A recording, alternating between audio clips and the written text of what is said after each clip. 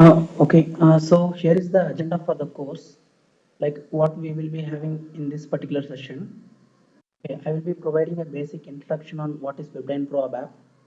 Then I will be giving you an overview of MVC architectural concepts and how it is used. Then we will look into what is declarative programming techniques and what is metamodel concept.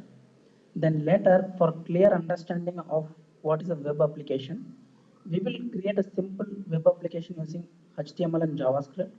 And later on, we will do the same application using Webdynpro app. So, so to begin with the introduction of Webdynpro app, Webdynpro app it is a UI technology created for developing web-based ERP applications. Okay. So, uh,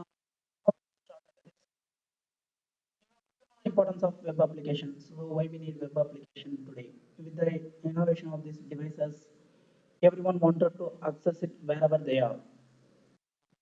So SAP started with web application with BSP application. Okay.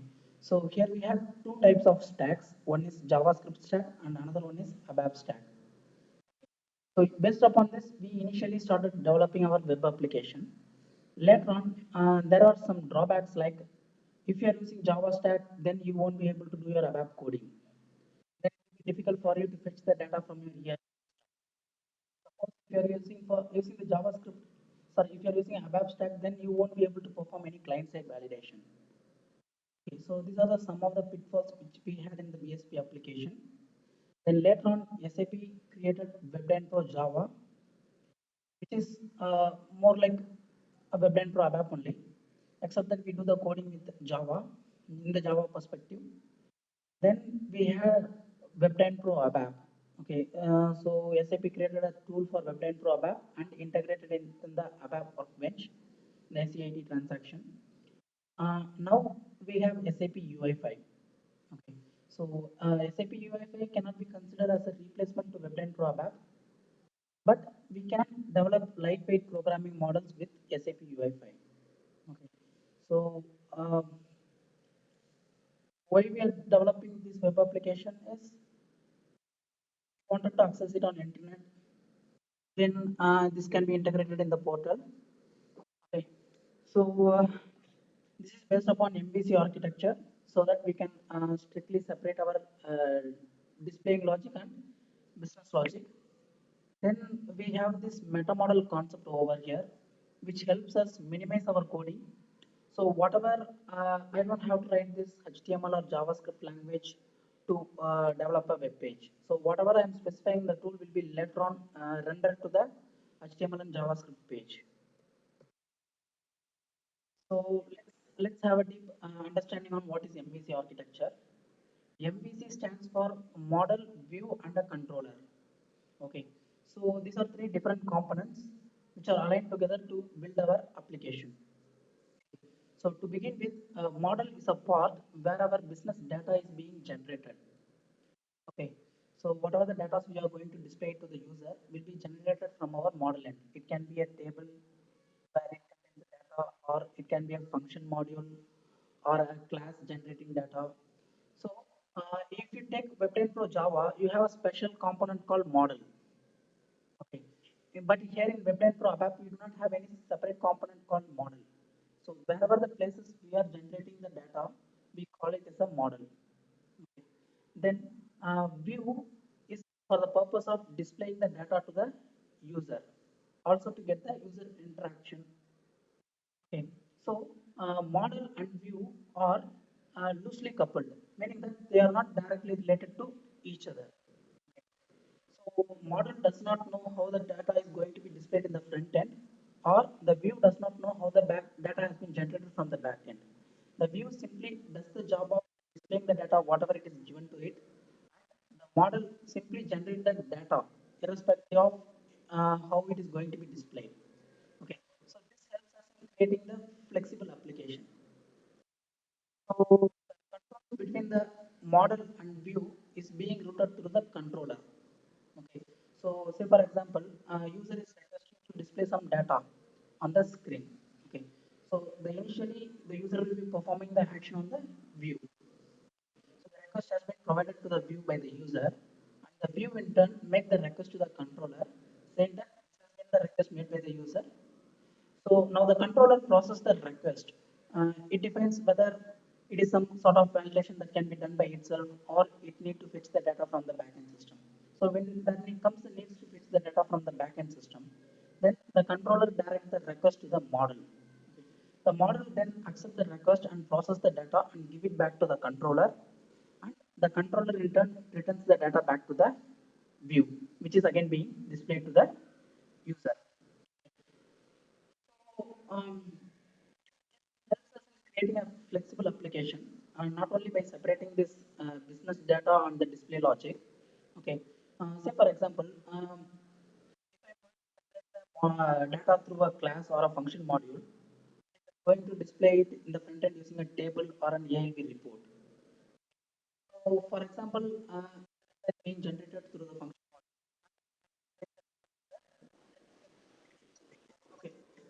Okay, okay, oh, okay. So I will repeat the sentence again. Okay, so the model and view are independent of each other, which helps us in creating applications. Say for example, the data is being generated by the function module. Okay, assume that the data is being generated by the function module, and it is displayed in the form of a the content. Later on, my client says that okay, boss, I don't want this table. I wanted to use all the inbuilt function which is available in the ALV report. Then I can just directly convert this table into a ALV report. Okay, this does not affect the model in the backend. I don't have to write any separate logic over there. Okay. Suppose if I say like I don't want the function module to generate the data, if I wanted to generate the data from the class, then I can change the backend system with the class. Okay, so you get it what I said. Also this is based upon object-oriented concepts, based on, which helps us in creating more flexible application through the form of FPM, the floor plan managers. We will see that in the next part. Then declarative programming techniques. Okay. So the browser understands the HTML and JavaScript codings, right? Not our ABAP code. So when we are creating the web page, we are supposed to create it in the HTML and JavaScript. Shot which you are seeing here is I have taken it from my UI5 presentation, okay, but the concept remains the same. Okay. So for each and every HTML tag, there are set of attributes. So these are the attributes which we need to fill. So these attributes we will be defining in our tool, in our Webdynpro development tool that I will. So whenever I provide the data over there, this data will be taken by our Webdynpro tool and it will create the underlying HTML tags. Okay, so we call this process as rendering. So this is the simple web page which we are going to create now. Then I will generate this same web page using Webdynpro app. Okay, so you have basic knowledge on HTML and JavaScript.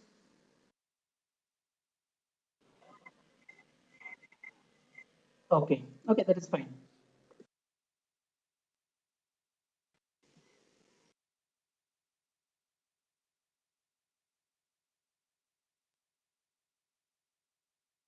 Okay, okay, that is fine. So I'm just creating an HTML file. .html. Write some piece of code over here. HTML page always comes within the HTML page is divided into two sections. We have this header section, this body section. In the header section, we will be defining the metadata.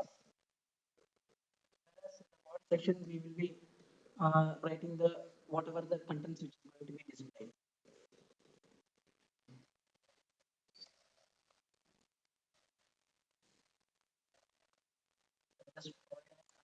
for this application.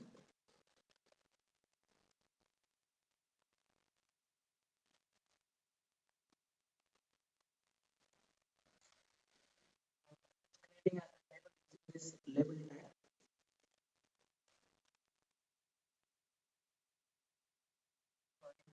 Yes, underscore property for for which field I am creating this label. I'm going to create this label for an input which we have not created yet. Provide what is the text as for the label. And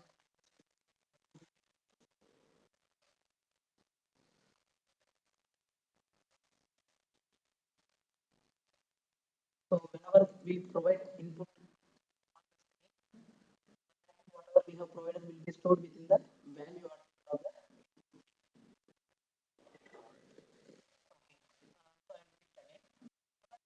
we are entering some value in the input field. Whatever the value we have entered on the input field will be stored the value attribute of the input. If you want to set the default value, then you can set it in the value attribute.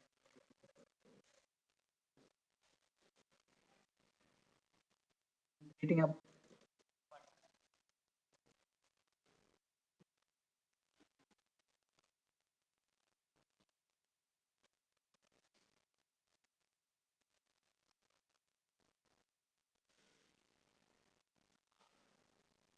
okay, so we have just created a label input field and the button. Okay. Now I'm just going to attach an event to it. When I click on this mail, I want something to happen. Okay. I'm just attaching an event to that. An event.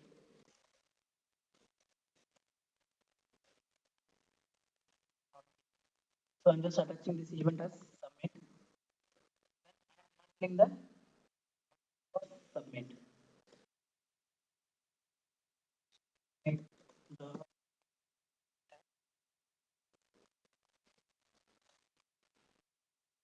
an event handler method.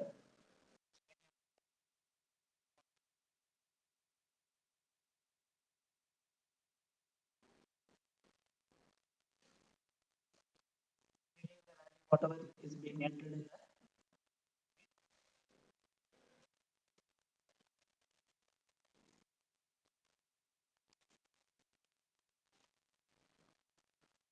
so I'm just wanted to give the value whatever is there in this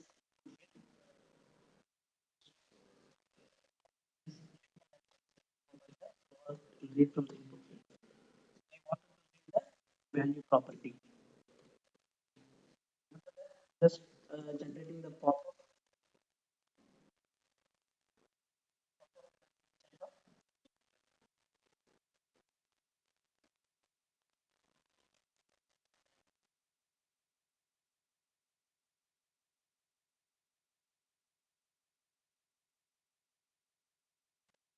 page again.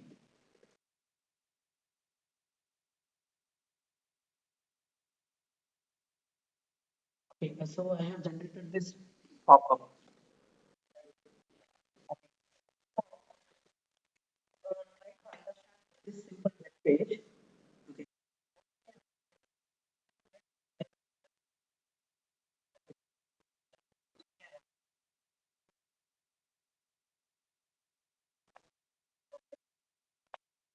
Hear me. Okay.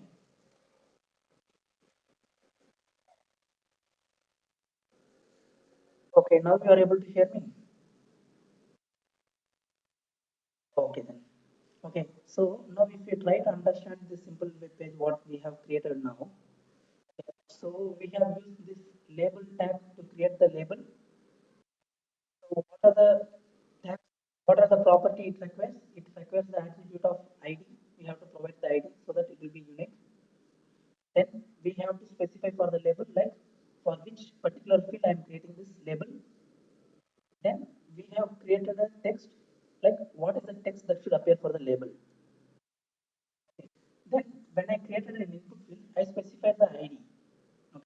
Why? Because when I wanted to access that input field, I need the ID to access it. Then we have created a button. For the button, what are the things it requires? When I click on that button, it has to trigger an event, and the event has to be handled by a method. Okay, so now we will just go on and create this same application in Web10 Pro app. Then we will compare with this. Okay, so just give me a minute. I haven't generated the password.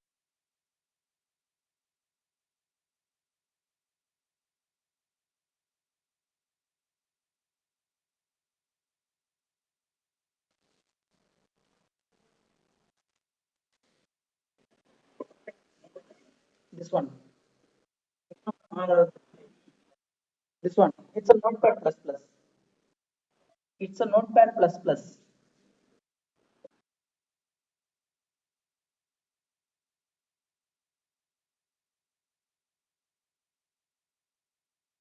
Actually, Notepad plus plus. Yeah, you can download it. Yeah, actually, I have forgot to generate my password for my IDA system. I'm using this online IDA system for my access.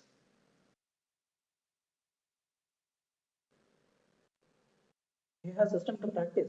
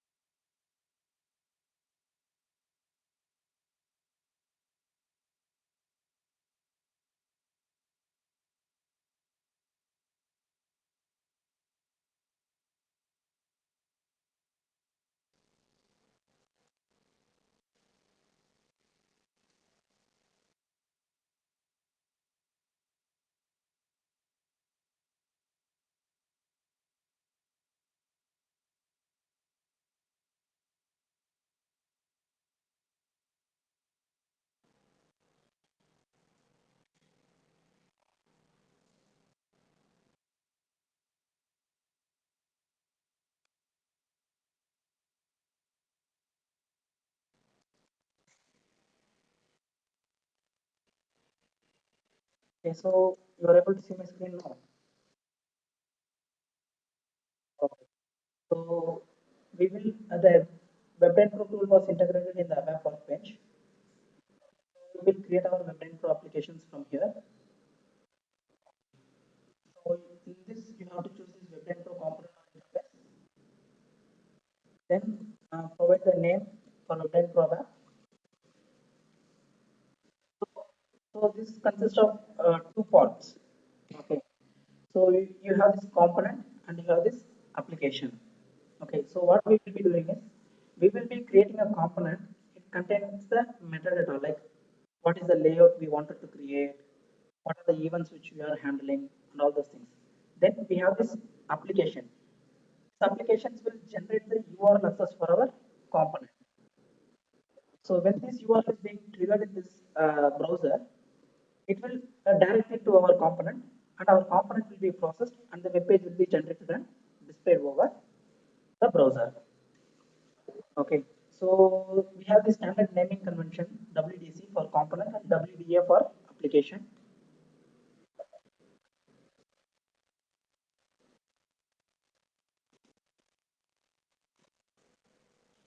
So yes, yes. Web.Pro component, it contains layout as well as the logic. Okay. Web.Pro interface. contains only the logic which can be used in multiple places. So for window, we provided the naming convention w underscore. For main view, we provided the naming convention v underscore main. Okay. So now, whenever I am creating a component, a number of controllers will be created. Okay. Controller,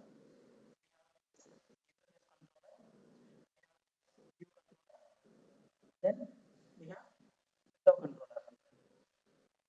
Apart from this, we have two other types of controllers. One is custom controller, which we create to reduce the load of the component. Then another one is component usages. Component usages are like including some other component into our component and then use that component. Okay. So since the component which we are going to use is also having a controller in it, we also consider that part to be a controller. Okay. So we will see more detail of this in further classes.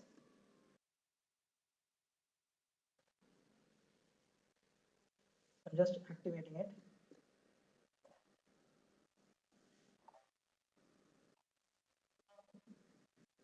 Here we haven't used our model. Okay. Usually for the model part, we will be using this class. So here we have the option of providing the class as an assistance class for the component. So here we can provide the name of the class and we can use that class as our model.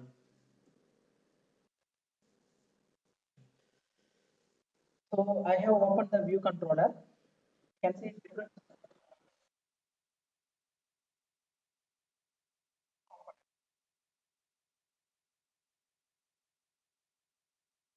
Yes. See, within our component, we only write the logic state. Okay. We don't write this data generation logic. Like we will not write select statements and all. Okay. So all these things will be done within the class. Okay. Now tomorrow, if I wanted to use some other classes to provide me data, then I can just go on and replace it. Okay. So, so these are some of the tabs in the controller. Okay. The property tab, you have this information like whether it is frame or control or whether it is visible. Okay. So frame or control means the controller will take care of creating the view and destroying the view. Okay, say for example, if I'm going to navigate from one view, one page to another page, then the controller has to decide whether it has to keep the view or it has to destroy it. So those parts will be controlled over here. Okay, so this is of less importance for now. Now, this is the layout editor. We call this layout editor is as what you see is what you get. Okay. So whatever the layout which you are creating here, that will be directly reflected in the browser also. Okay. Then we have something called context node. Okay. For now, assume that context is a place where the data is getting stored. Okay. So because our context is a different concept, we will be discussing more on it when we are going for this phase model. Then we have these attributes. Actions is the place where we will declare the events, and method is the place where we will handle the event. So whenever a controller is being created, it is created with a predefined set of methods which we call as a hookup method. So this method determines the sequence of execution. Like before calling the view, when you do some action, before doing that action, we wanted to validate the input. At that time, at that point of time, do before action method will be called. After the input is being processed, do after method is will be called. Like that. These are framework controlled. So we will go to the layout and we will create our UI. So all the UI which we will be created will be grouped under root UI element container.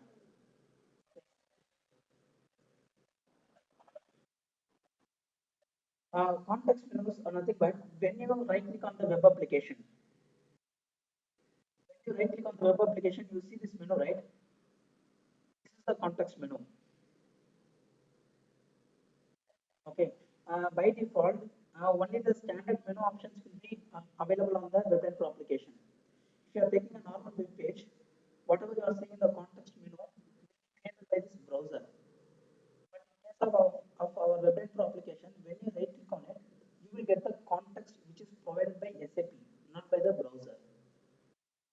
Okay. So if you want to add some more options over here to the menu, you can add it. Okay. So first, I will create the label UI element. So we have two ways of creating the UI element. Okay, in some browsers, some stuff you will be able to see a bar over here. Okay, in that bar you will have all the UI elements displayed. Okay, you can just simply drag and drop the UI element onto the editor, but I always prefer creating it from this root UI element container. Okay. So just right click on this root UI element container. Actually, I was in display mode, that's why I was not able to see it.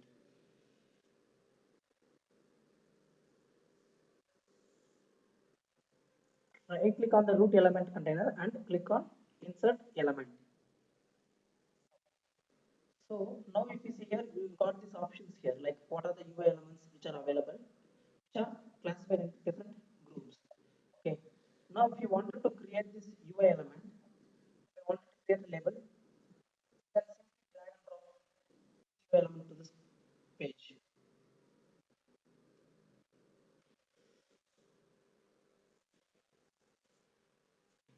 So I'm just creating this UI element.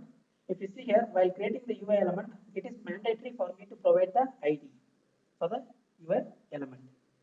Okay, I'm just giving the IDs, name, then I'm choosing the UI element that I wanted to create as label. So you're following me?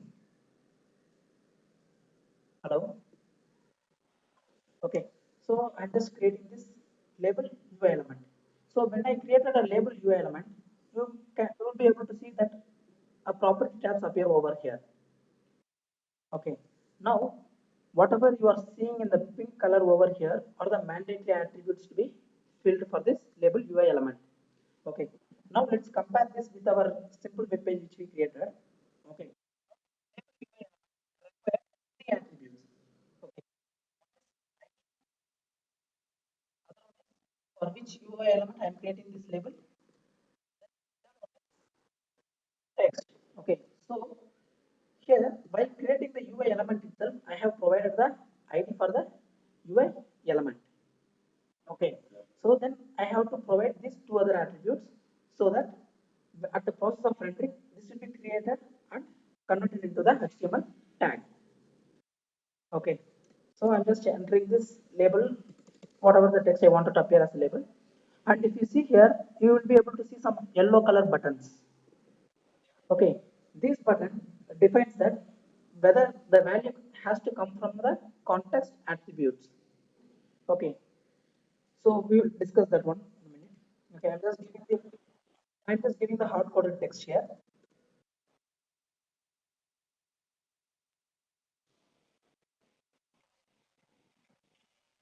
Yes, yes. So we will attach it to a variable. Whatever the value in the variable that will be displayed here in the label.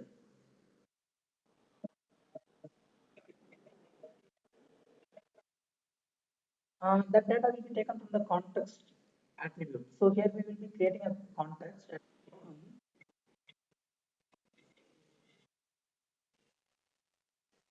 Yes,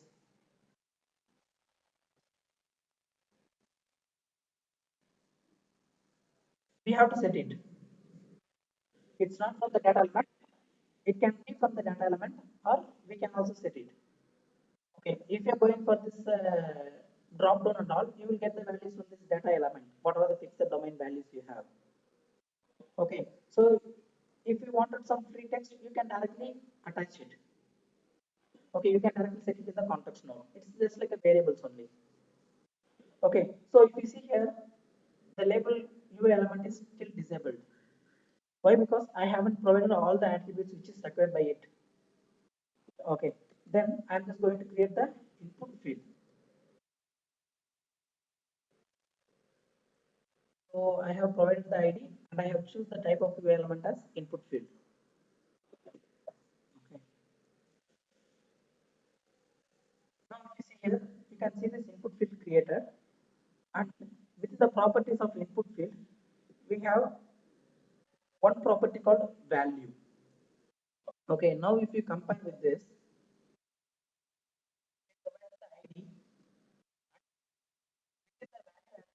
whatever the value we have, yeah, we have provided here as a space.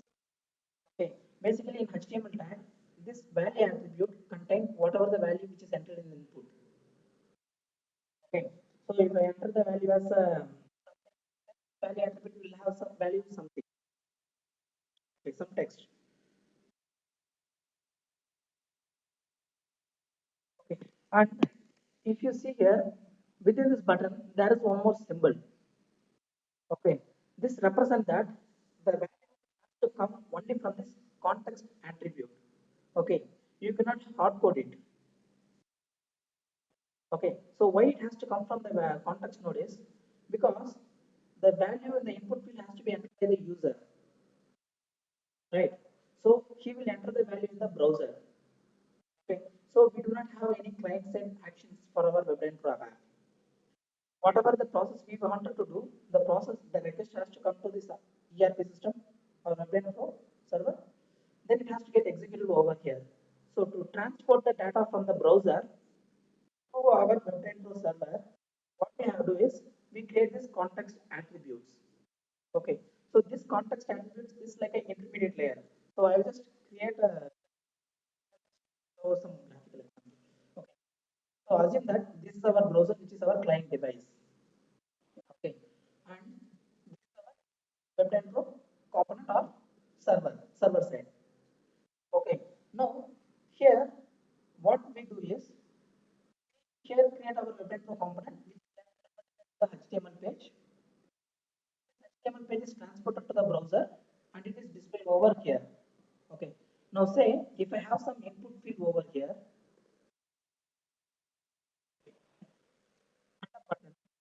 when a user enter the input fields and click on this button, I have to process this one. Okay. So here in Webdynpro we do not have any client-side actions performed.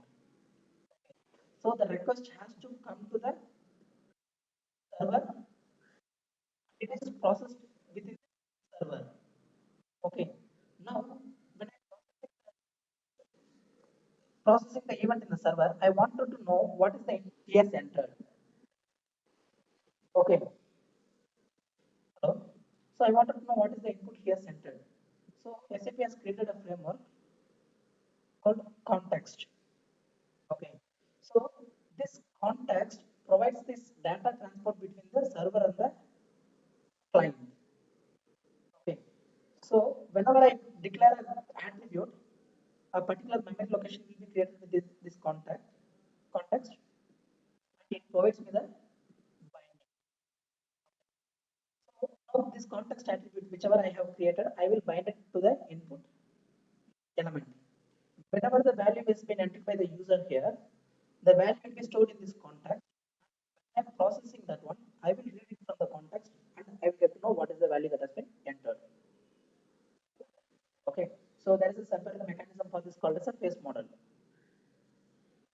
Those, okay, the browser will place the value in the context node and we will get the value from the context node. Similarly, whenever I place the value in the context node, whatever the value I have placed, that will be displayed over here. So I'm just going to create a context attribute. I'm directly creating it right under our context node. So I'm just providing the name of the attribute as name. And I'm providing the type of the attribute as string. Okay. Here, if you wanted to provide any data elements, also you can provide it. Okay.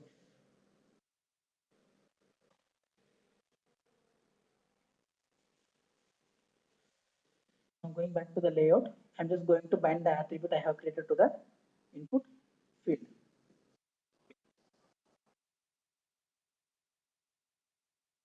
Yes, this is local to the particular view. Okay. So whenever we create in the component controller, it is global to all the controllers within the particular component. Okay. So here also we have the option of creating the context nodes and attributes. Whenever I declare it over here, it is visible to all the other controllers.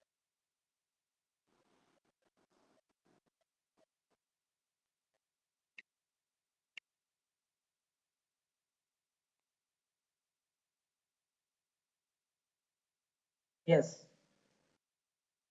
Okay. So I'm just going to bind this attribute to the value field. When I click on this one, I'm just getting the list of what are the fields we have created, what are the context attributes we have created, and providing the binding. Okay, you can see here the value is being binded. Right. Now I'm going back to this label and I'm specifying that this label is for this particular input field. Enabled. Okay. Now we will create a button UI element.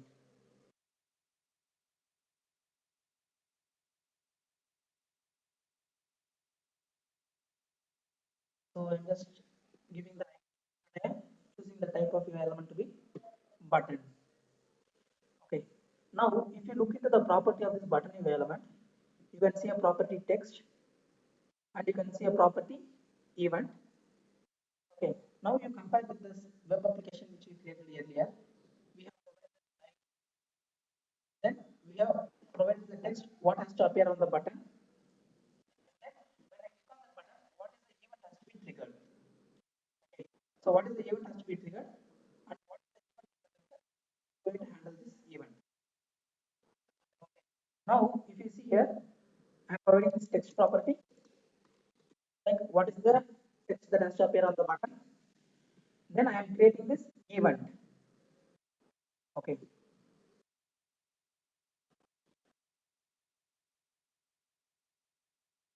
Button has one event. Similarly, it depends upon the type of UI element you use.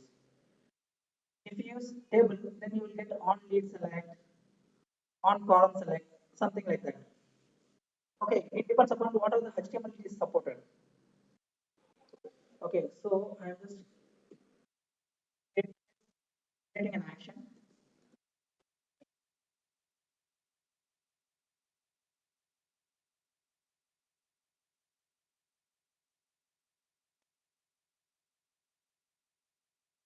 Okay, actually, when I have created it over here, it will be displayed over here. Okay, I can either create here first, then I can assign it over there, or I can directly create it from there. Okay, now if you see the event I have created is display. Okay, when I trigger this event, on action display, event handler method will be generated automatically. This method will get triggered. Okay, you can see this method displayed here on the methods tab. Okay, so now we have generated our layout. We haven't done any coding yet. We will just see how this web application looks on the browser. Okay,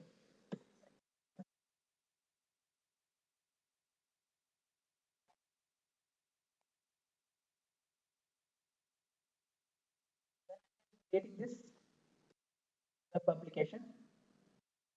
Earlier we created the component.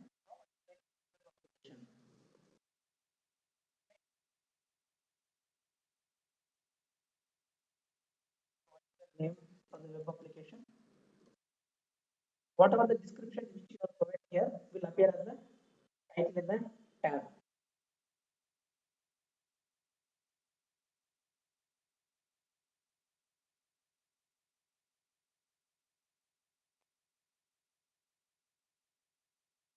Okay, I will explain you how this process is being triggered. Okay, before that, we will just see how this web application looks on browser.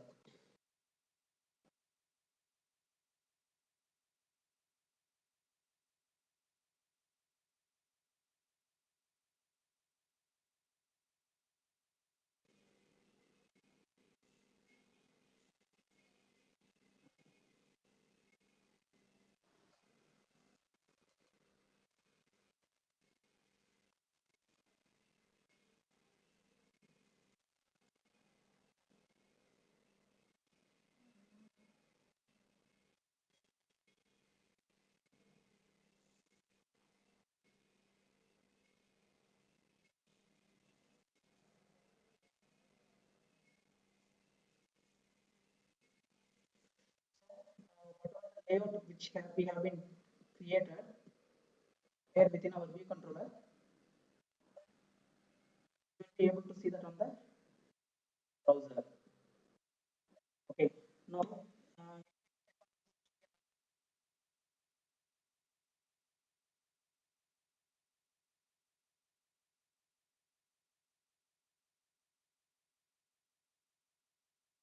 here when you do right click, you will get only the context provided by the SAP. Get the context which is provided by the browser. Okay. So the context menu option which you saw over there is to add. Want any options here on this right click.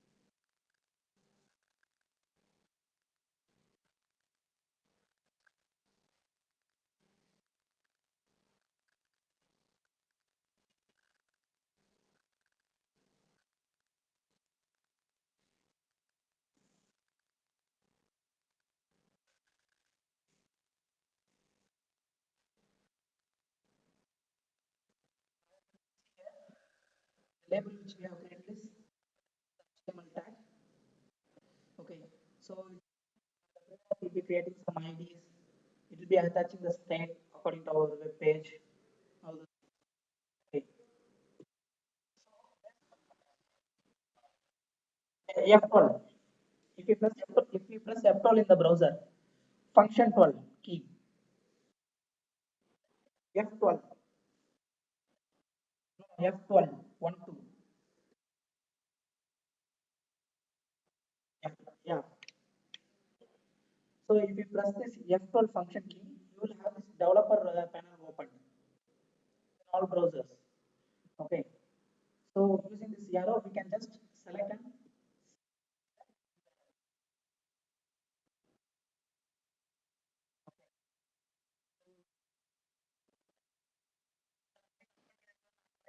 input HTML. Okay. Likewise, based upon the input which we are providing here while creating this UI element, system will read this input in the system will read these properties and it will convert it in the corresponding HTML page. Okay. So this is what we call as a declarative programming technique, which I was telling you on presentation. Okay, so you understand it. Okay, so we also call this process as a rendering. Conversion from our this one from the phone to our web page is called as a rendering. Okay, now what we will do is we will just go on, write some code in the display method. Okay, where we will read what is the input which has been provided, display it in the as a message. Okay, so for this button, I have provided the event display. If I double click on this, it take me in the event handler for it. Okay, I can also choose it from the methods tab. Okay, here I wanted to know what is the value user has entered on the screen. Okay, like I have already told you, whatever the value we are entering in the browser will be stored on the corresponding context attribute which is binded to it. So now by reading the context attribute which I have binded to the input field, I will get to know what is the value that has been entered on the browser. Okay, so if you are familiar with the code, you can write it on your own. Okay, for the beginners, dot. Okay, So this will generate the code what we wanted. Okay. So I'm just choosing this wizard. What I'm going to specify is I wanted to read the value which is the context attribute name. Okay, I have specified read this context attribute.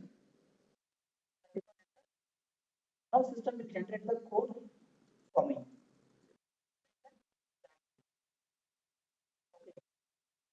So I will explain you this code later.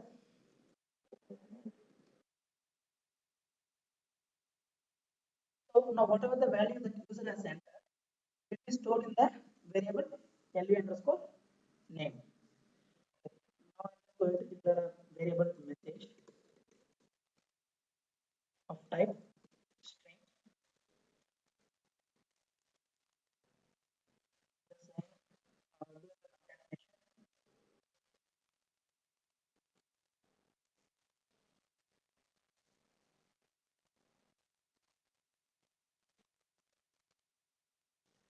Okay, I just did a normal concatenation to attach some text along with this.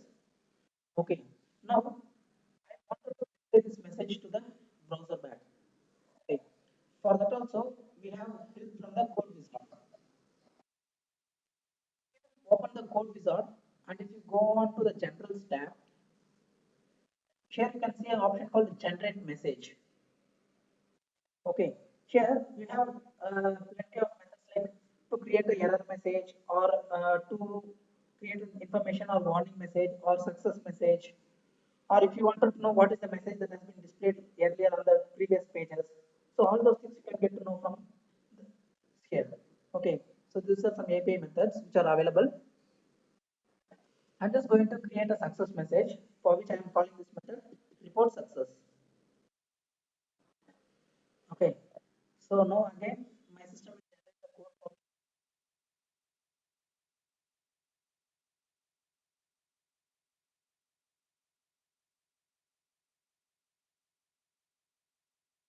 so here I will specify what is the message I wanted to display. So I have concatenated what is the message that I have to display. So I'm providing this method.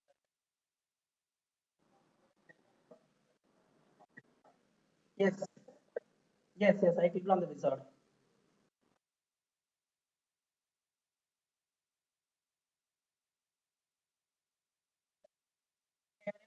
Magic wizard button, right?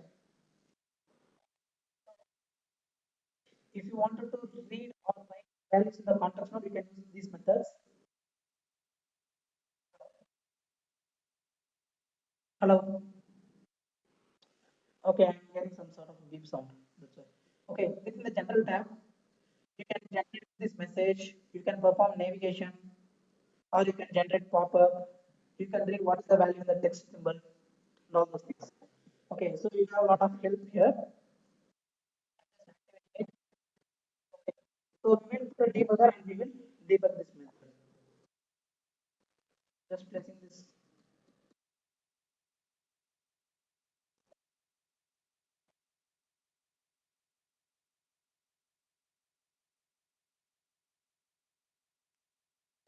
application.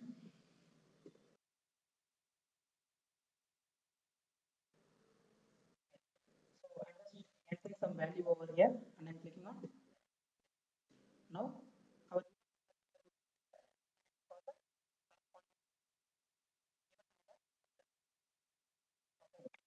here now the system has generated the code context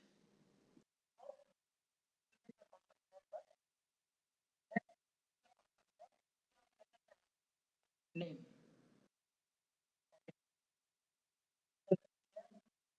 The name we have created for the context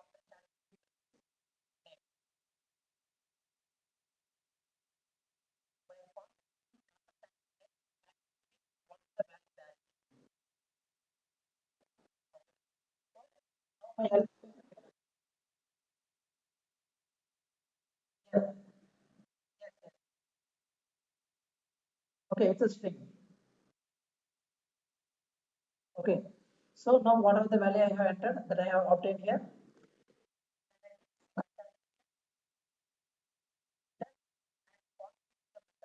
import success to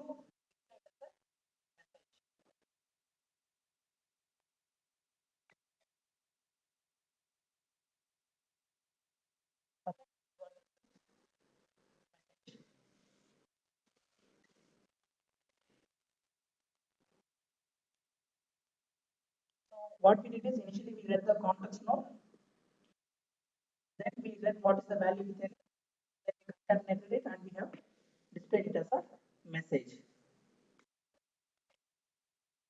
Okay. So these inbound plugs and outbound plugs are for the purpose of navigation from one view to another view. Okay. Then within the attributes tab, we can declare attributes we wanted to be local within our controller. Okay. So you can now question me why we have to store the data. What context to store the data? To store the data. Okay.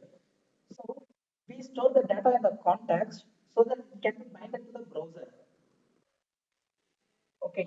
So I can transfer the data to the browser. Okay. But whatever you are having within here can be used only within our ABAP server. This data cannot be exposed to the browser. We have to create context node only when we wanted that to be displayed on the browser.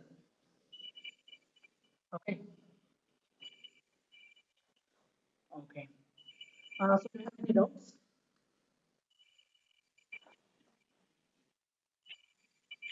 You are having any? You have any doubts? Okay. Just give me that. Okay. Okay. Okay.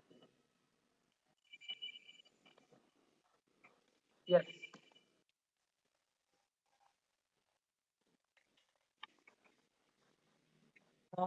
Whenever you are planning to.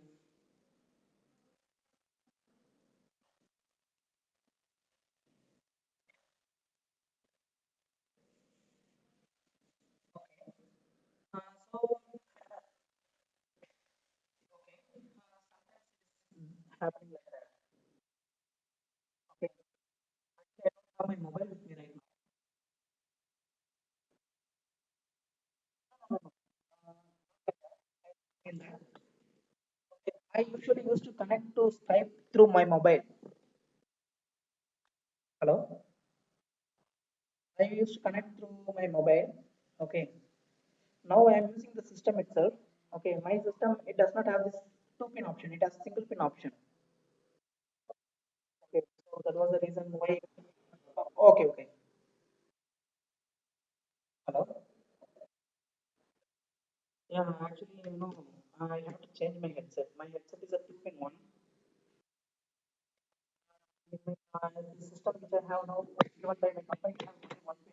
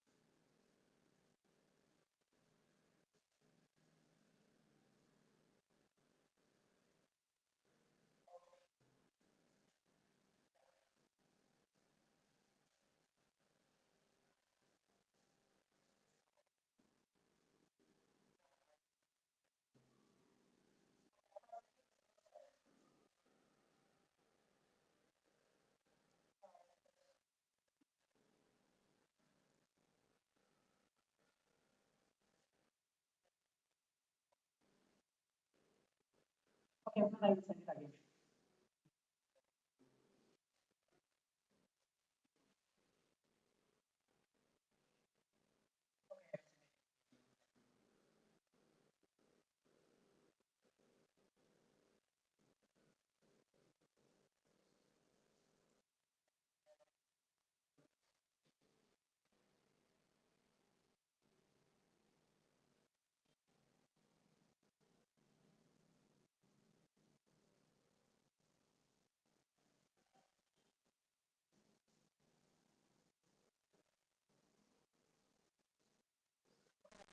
Just resend it.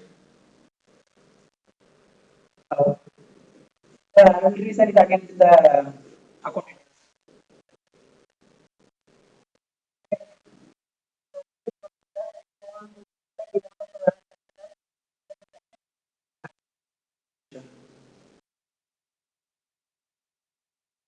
Okay. So